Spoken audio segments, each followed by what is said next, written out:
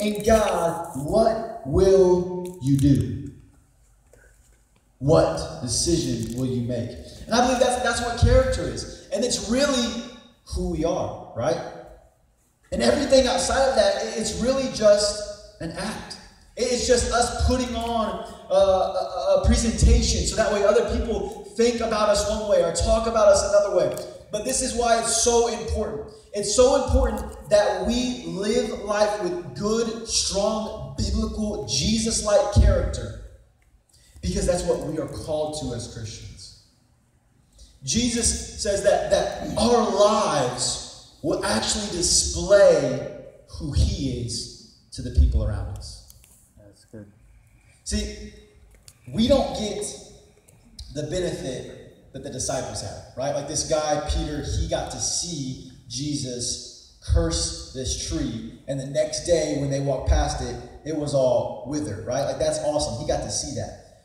But just like a little bit after that happened, Jesus sacrificed himself for us and then went up into heaven again.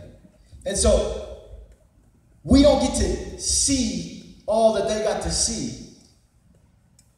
And so what we have to do now is, through our relationship with God, our relationship with Jesus through the Holy Spirit, have to be Jesus on the earth. We have to show people who he is, his love for them, and what it is that he's called them to, created them to, which is a relationship with. He needs you. Yeah. Not just me, not just mom and dad, not just pastors, not just leaders. He needs you to show people who he is. Yeah. So if we don't live life with Jesus' character, if we don't live life with Jesus' foundational principles in us and coming out of us, then we're presenting people Jesus in the wrong way, right? Yeah. How would you feel that if people started telling other people things about you that weren't true? If they started saying, oh yeah, hey, listen, they failed that test. Did you know that? Hey, did you know that they stole those shoes? Hey, did you know that they actually hate you? Hey, did you know that really, this person, they really think you're dumb? Hey, I heard her say that she thinks your highlights are busted. I heard that she said that you ugly. No, I'm joking. But when all of a sudden you start presenting things about people that aren't true, like you're looking for a fight, right? And if somebody started saying things about you that weren't true, you're going to be frustrated. You're going to be mad. You're going to go up to them and say, what's wrong with you? What's going on? So can you imagine us as people who are flawed, who do make mistakes all the time? How bad it is for us to carelessly misrepresent who God is to the world. Our lives are meant to be learning to be more like Jesus, to be becoming more like Jesus. And so this is what I want to do really quickly, is I want to talk about 3 steps that I've learned to grow my character, okay? And I can't talk for this. I'm sure there's a million other different ways that you can focus on character, and there's all kinds of different ways that we can go through the Bible and learn how to do different things. But these are 3 things that have helped me, okay? 3 ways to grow your character, all right? Here's the first one. I call it the Mufasa effect, okay? This is the Mufasa effect. And if you don't know who I'm talking about, you need to go home immediately, rent The Lion King. No, don't rent it. Buy The Lion King, all right? And you need to watch it. And I don't want to hear from you or see you again until you do. I'm joking. I do want to see you so that way I can make you watch it. In The Lion King, Mufasa is Simba's dad. Mufasa is the king of the jungle, the king of Pride Rock, right? Mufasa sacrifices his life to save his son Simba. They're lions, by the way. And so he gets stampeded by antelope while saving saving Simba from the stampede, right? But really it was all set up from his evil Uncle Scar, Mufasa's brother. He set the whole stampede up. It was crazy, right? And so talk about bad character. Scar is the worst, y'all. Worst Disney villain of all time. Scar, right, Mufasa is dead, right? Simba, because his dad is dead and gone, he forgets that he's meant to be king. He runs away because of fear, because of all the pain and all the frustration. He runs far away, right? And finally, his past catches up to him. He's now an adult. He's lived his life out in the middle of the jungle with like these random two dudes, and it was crazy. But so finally, he has like this spiritual connection. It's not biblical. Ghosts don't really communicate on behalf of God, but this is what happens, okay? Mufasa shows up in the clouds. It's amazing. And he tells Simba this statement, right? He says, "You have forgotten me." And how's the rest go? "For therefore you have forgotten who you are." Right? He helps Simba realize that you have to know who you are. That's good. You have to know who you are. You and I will always feel insecure if we don't know who we are. When people put pressure on us and situations begin to come in that are uncomfortable and they hurt and we don't like it, we will always project somebody that we are not if we don't know who we really are. We have to discover, we have to spend time, and that's where the Bible comes into play. We have to spend time discovering who we've been created to be. God created you to be someone. He created you for a purpose, for a reason. There is a plan, and that's what we talked about all through God's plan. And you've got to spend time listening to God, reading His Word, worshiping Him, for Him to tell you, this is who you are. You're my son. You're my daughter. I love you. You're gifted. You're talented. You're beautiful. You're smart. You've been purposed for this. God wants to tell you who you are. And if you don't realize who you are, then you will lose sight of who you are when other people come around and start knocking you, start pushing you, start asking tough questions, start making you think about things that you haven't thought about before. There's times where even a teacher, and they might be well-intentioned, they might be trying to help you, but they might ask something about your faith. They might ask something about God. They might challenge the things that you've been brought up to believe. And until you learn them for yourself, until you hear them from God for yourself, we'll always struggle with our character. So you gotta learn who you've been created to be. Here's the other thing, is you've got to find who you want to be. Yes, God has created you for something, but He's also given you choices and options, and He puts decisions in front of you to choose and to accept. And so, you know what? I really believe, outside of, like modesty and us making sure like that we actually have clothes on, like I'm pretty sure that God isn't super concerned with like which color of tennis shoes you chose from the store when you bought it. Like I'm pretty sure that He's cool with you. Like you have to decide, like, okay, like how do I want to dress, right? I have to decide, like how am I going to interact with people, and how am I going to let them interact with me? Who am I going to be known for? Like, who am I going to be known for? Somebody that is going to be happy? Am I going to be known for somebody that is kind? Am I going to be known as somebody who is helpful? Am I going to be known as somebody that's a good friend? We have to determine who we're going to be. So we got to first let God speak to us, our purpose and our plan, and then we've got to figure out how we fit into that. Where are our choices? How do we navigate this? You've got to allow your identity to be built, and you've got to be secure in it, okay? That's number one, the Mufasa effect, all right? Number two is you've got to do the time. You got to do the time. And I know that typically, like, this is a negative, right? Like if you do the crime, you got to do the time, right? Like that. But I'm not talking about like committing a crime and going to jail, people. This is the opposite of what we want for you. What I'm saying is that life is a process. It's a process. And the things that you're hoping to accomplish, and the person that you want to be, and the person that you are called to be, it's going to take time. It's going to take time. Things are not going to be fixed overnight. And you're going to be continually frustrated, and you're going to bail on the things that God has called you to if you think it's going to happen all tomorrow. It doesn't mean that we don't have hope for tomorrow. It doesn't mean that we don't have expectation for God. But what it means is that he is taking us on a journey, and any journey has a long distance to be traveled. We've got to understand character is going to take time. And you know what? You're going to make mistakes. Yep. You're going to make mistakes. You know what? Even when I have the GPS on, sometimes I make the wrong turn. Even when I think I have my path completely determined, even when I make up in my mind I'm going this way, sometimes I'll still get off on the wrong exit or I'll miss my turn.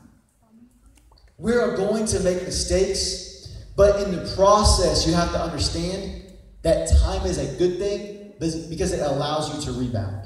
It allows you to come back. It allows you to keep on moving. It's not a one shot, okay? God is giving you room. That's called grace. We get more than we deserve. God is helping us out with this thing, all right? So we've got to understand who we are.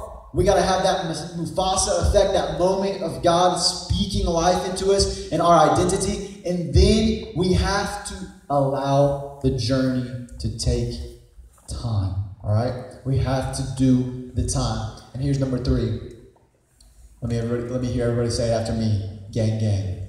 Gang, gang. Gang, gang. Gang.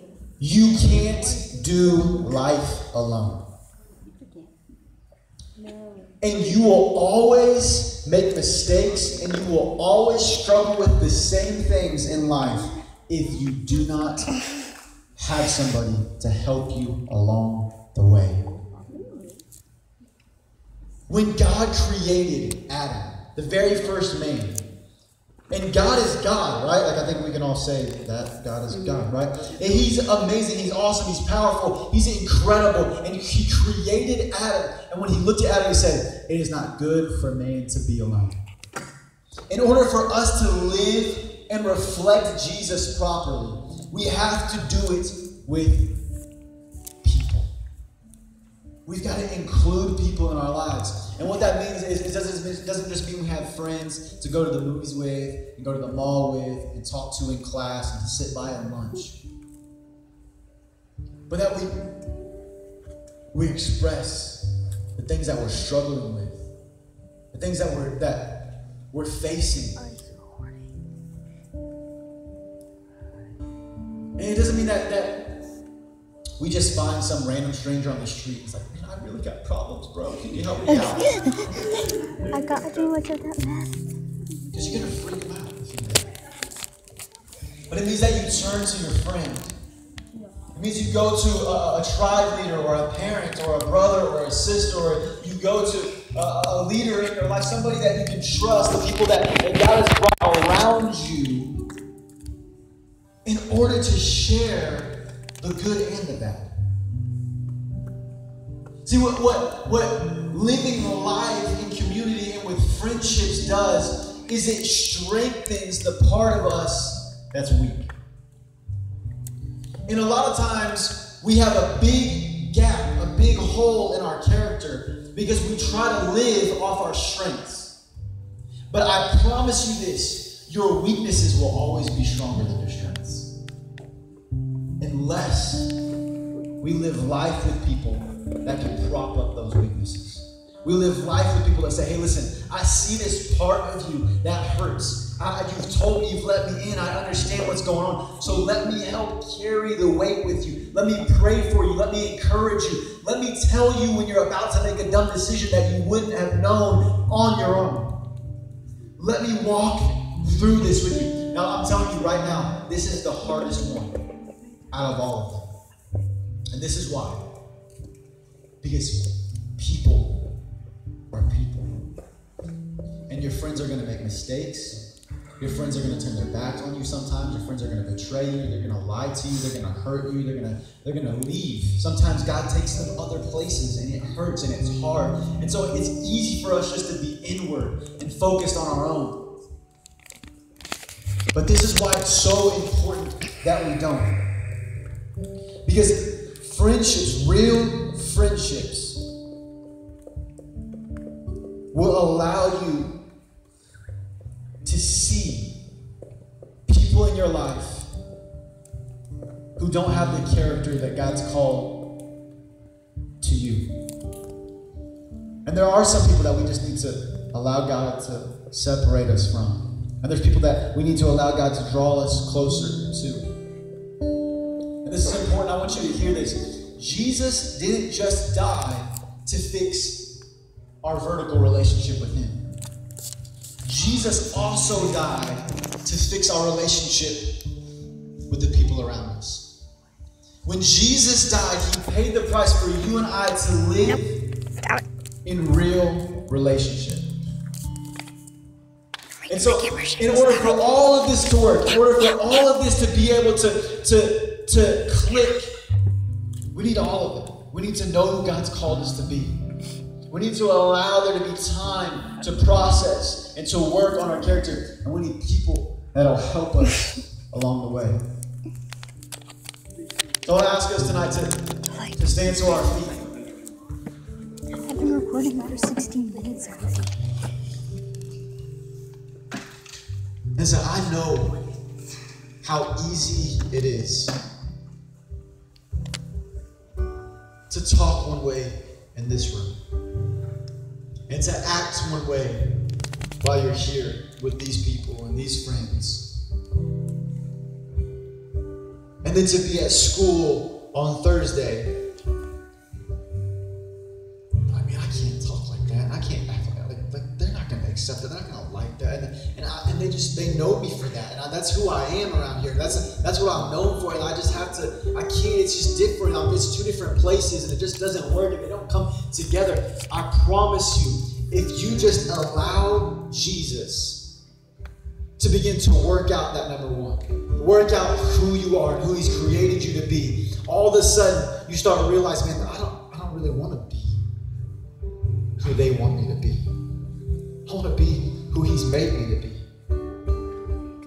And it'll begin to lift this pressure off of life.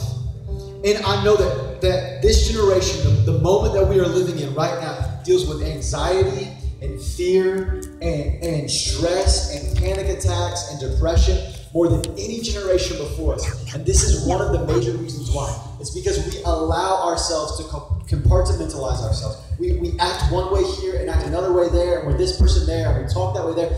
If we stop living those lives, if we stop living all these different characters, and we just become who it is God's created us to be, it takes all of this pressure away.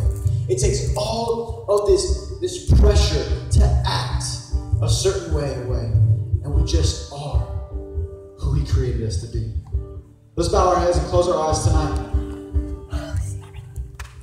Tonight, this is what I'm asking. If you've been living in a place, maybe it's been multiple places, maybe it's been multiple kind of acts and faces that you put on. You know that you've been living one way here and another there, and your character has not been a reflection of who Jesus is, and you're ready for it to stop. You're ready to start being who He's created you to be. You're ready to start living the journey that He wants for you. You're ready to start living with people who are going to help you along the way, and you want to walk away from living the lies and living one way when you're one place and with other people, and you want to just be who He's created you. God just wants you to raise your hand. Nobody's looking around. Nobody's judging you. Nobody's thinking about it. And all we're doing is we're saying, Jesus, I want to live the way You've created me to be. I want to be who You've called me to be. I want to live with that pressure gone of trying to act like I'm someone that I'm not, of trying to be somebody that You didn't mean for me to be. And I want to take on all that You have for me. Jesus, right now I pray, God, that You would flood the hearts of these students in this room tonight with the boldness to stand up and say, You've called me, You've created me, and now I'm going to be who You've called me and created me to be. Jesus, I pray, God, that You would bring people into their life, rally around them, God, to help them walk in the identity that You have for them tonight. And I pray, God, that as we leave this place, God, as we pray this prayer, Lord, it wouldn't be a struggle. It wouldn't be a battle, but we'd be freed from the pressure. I speak life and identity, God. I say that there are sons and daughters that have been designed with purpose in a calling. God, I pray, God, that they would be given courage to step outside of that box, to step outside of the normal that they feel the pressure to be. God, that they would step into who you've created them to be. God, I thank you for the plan that you have for them, for the road that's ahead for them. In Jesus' name. Everybody said? Come on, everybody said? Amen. Amen. Awesome.